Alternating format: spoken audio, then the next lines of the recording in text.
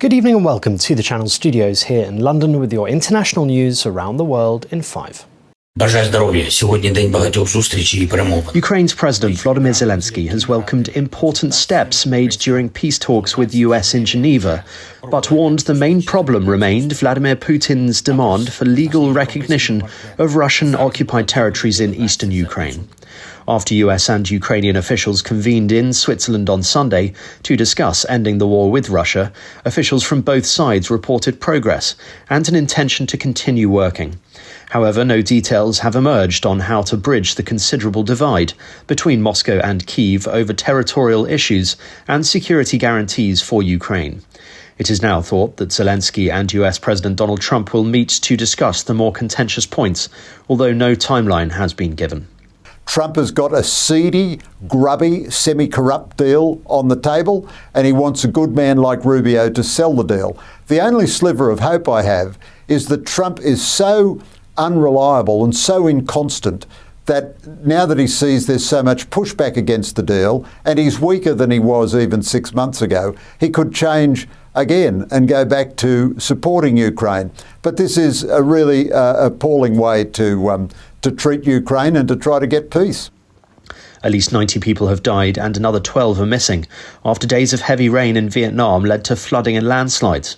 The Vietnamese government says 186,000 homes have been damaged across the country, with more than 3 million livestock swept away. Officials estimate there has been hundreds of millions of pounds worth of damage. The mountainous province of Dak Lak has been severely impacted, recording more than 60 deaths since the 16th of November. The floods are the latest extreme weather event to hit Vietnam in recent months, after typhoons Kalmagi and Bao Loi hit the country within weeks of each other. 7 people have been arrested in India after a daring 70 million rupee heist, in which armed men posing as central bank officials robbed an ATM cash van.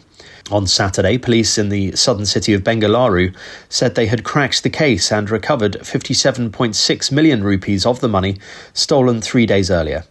The Bengaluru police commissioner said that a 7th man had been arrested in Bengaluru, adding that it would take time to determine the amount of money in his possession. Police are still looking for 2 or 3 more suspects. The former UK Prime Minister David Cameron has revealed he has been treated for prostate cancer. Lord Cameron said his wife had insisted he go for a checkup after being inspired by a radio interview with the entrepreneur Nick Jones, who had been campaigning for more men to be tested after being diagnosed himself. He was treated with focal therapy, which targets the area where the tumour is present, using methods such as ultrasound waves to destroy cancer cells. Prostate cancer is the most common cancer in males in the UK, with around 55,000 new cases every year. The Cameroonian opposition leader Issa Chiroma Bakary, who is contesting the outcome of the presidential election, has fled to Gambia for his safety. Chiroma Bakary has insisted he is the legitimate winner of the 12th of October election, alleging that the result was rigged to give President Paul Biya an 8th term. The Gambian Information Ministry said on Sunday that Chiroma Bakary arrived on the 7th of November and was allowed to stay on humanitarian grounds.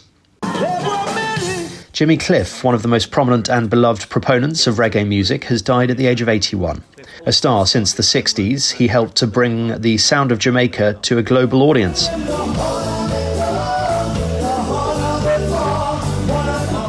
Through hits such as Wonderful World, Beautiful People and You Can Get It If You Really Want. His lead role as a gun-toting rebel in the 1972 crime drama The Harder They Come is a cornerstone of Jamaican cinema and was attributed as the movie that brought reggae to America. Music can highlight awareness, and from that awareness, people can take some kind of action to better the situation. I think that's the role music has played through the ages. And NASA astronaut Zena Cardman has captured the glow of the Northern Lights, or the Aurora Borealis, from above while aboard the International Space Station. Cardman is serving as commander for NASA's SpaceX Crew 11 mission, which left Earth on the 1st of August. She has encouraged viewers of the footage to look for Houston and Florida while watching. And that's your international news around the world in 5. Now back to the Channel Studios in Lagos.